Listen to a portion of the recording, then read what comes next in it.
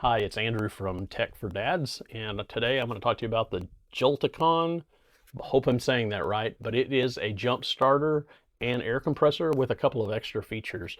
This one is the VP30, and it not only will jump start your car, it will also work as a battery brick. So, it's got USB-A and USB-C ports, so if you need to charge your phone, something like that, it will take care of that as well.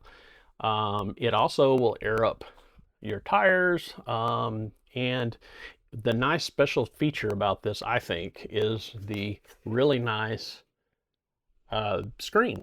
The screen is very big, easy to see, and you're able to set it for different things. So like it right now, I think it's set for, it looks like it's set for a sporting equipment. So like it'll have some default PSI settings for certain things, like that's for basketball.